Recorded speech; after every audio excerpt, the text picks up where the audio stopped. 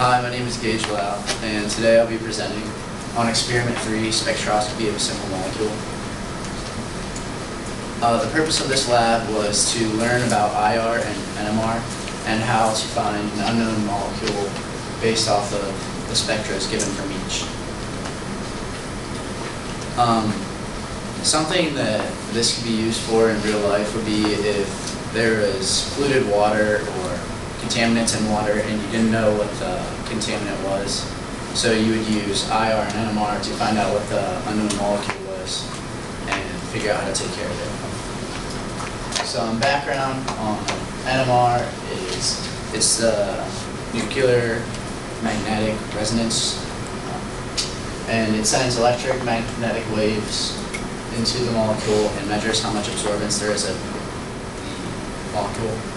And so the difference between IR and NMR is the frequency sent into the molecule. So for infrared spectroscopy, it shows the functional groups, and there are 6 main functional groups. But the main 3 are carbon singly bonded to hydrogen, carbon doubly bonded to oxygen, and oxygen singly bonded to hydrogen. These are represented by peaks in the graphs, and based on where the peaks lie on the spectra, you can see which functional group it is. So these are the functional groups and how they relate to the absorbance on the spectra. It is measured in centimeters to the negative first, or inverse centimeters. Like I said, NMR, or nuclear magnetic resonance spectroscopy, is a spectra that will show the ratio of the different hydrogen atoms in the molecule that's unknown. So for this experiment, we were given 3 unknown molecules, and in the lab, we found a baseline to compare all of the unknown molecules to some of the known molecules we found in the lab based off the Lewis dot structure.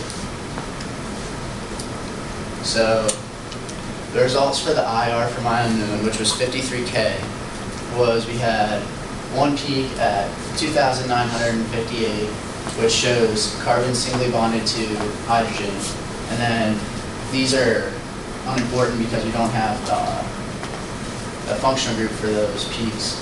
But down here, it's kind of hard to see. It's 655 and 675, which shows either carbon singly bounded to chlorine or carbon singly bounded to bromine. But based off of just the IR, we can't tell which one it was, whether it was carbon singly bounded to chlorine or carbon singly bounded to bromine. So we're going to have to look at the NMR to find out the ratio, which will lead us to the unknown.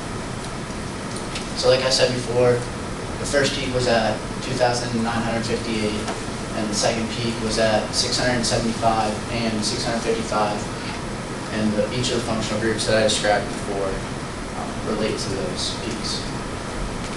So how we formed our baseline in lab was based off the Lewis dot structure, and as you can see here, for 1,2-diachloroethane, you have carbon singly bounded to chlorine, which is one functional group, and then hydrogen singly bounded to carbon, which shows another functional group. And those are the only 2 functional groups in this molecule. Also the ratio is just 1 because there's only one type of hydrogen bonded to carbon. So therefore there's no ratio in one peak. So this is the results I came to with the baseline that we looked at for all the Lewis dot structures. Based off of the IR from my unknown, the only possible outcomes could be these 4. Because they have carbon singly bounded to hydrogen and carbon singly bounded to chlorine or carbon singly bounded to bromine.